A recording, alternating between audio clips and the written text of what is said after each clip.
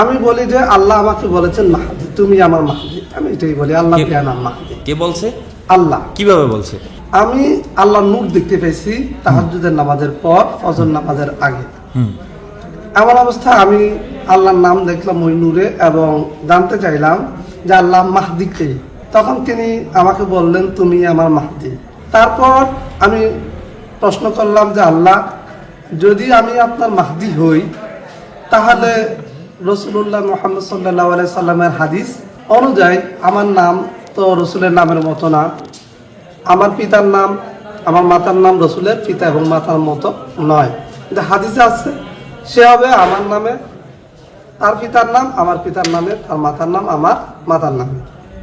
তখন আল্লাহ আমাকে বললেন, এটা ছিল আমার একটা কৌশল, যদি আমি সেই দিন তোমার প্রকৃত পরিচয় জানাই দিতাম তাহলে তারা তোমার প্রতি জুলুম করত।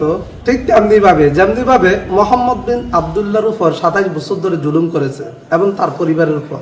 তো 2017 কি 19 সালের দিকে আমি এই বিষয়টা জানতে পারি যে মোহাম্মদ বিন আবদুল্লাহ নামে এক লোক ইয়েমেনে বসবাস করত।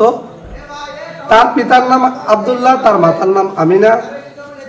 তার উপর 27 বছর ধরে জুলুম করা হয়েছে এবং তাকে বিষ প্রয়োগ করে হত্যার সর্বশেষ চেষ্টা করা হয়েছে। তারা যখন নিশ্চিত জানলো যে লোকটা নিশ্চিতভাবে মারা যাবে, তখন তারা তাকে ছেড়ে দিয়েছে। তা আমিও বিশ্বাস করতাম যে সেই মাহদি হবে, কেননা তার পিতার নাম, তার মাতার নাম। আপনার বাবার নাম কি, মার নাম কি? আমার বাবার যখন জন্মগ্রহণ করেন আমার দাদি, ওনার নাম রেখেছিলেন আমানতুল্লাহ। পরবর্তীতে মানুষ তাকে আমানতুল্লাহ না রেখে আমানুল্লাহ রাখেন, সে থেকে আমার বাবার নাম আমানুল্লাহ। মার নাম? মার নাম রমুজা বেগম। আপনার বাসা কোথায়? আমার বাসা কুমিল্লা 14 গ্রামে। এই জায়গায় আসছেন কেন? গোলাচিপা? এখানে আসছি, আমি চাকরি করি সহকারী শিক্ষক গণিতে, বাহার গজালিয়া সালিয়া দাখিল মাদ্রাসা।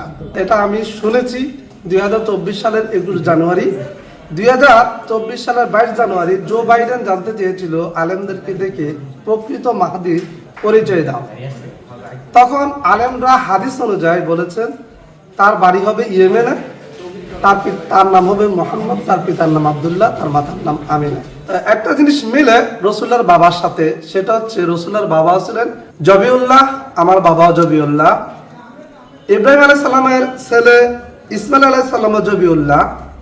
তো রসুল প্রায় বলতেন আমি জবিউল্লাহর সন্তান, আমি যার বংশের সেও জবিউল্লাহ, ইসমাইল আলাইহিস সালাম। তা আমিও প্রায় বলতাম ছোটবেলায় যে আমিও এক জবিউল্লাহর সন্তান। আমার বাবা জীবন যখন মৃত্যু প্রায়। তাহলে আপনি এখন কি মনে করেন এই যে আল আকসা মসজিদ যে ধ্বংসযজ্ঞ চালাইছে, এ ব্যাপারে আপনি কি বলতে চান? হ্যাঁ, আল আকসা মসজিদ ধ্বংসযজ্ঞ চালাইছে ইহুদিরা, একটা সময় সারা বিশ্বের নেতা হবে।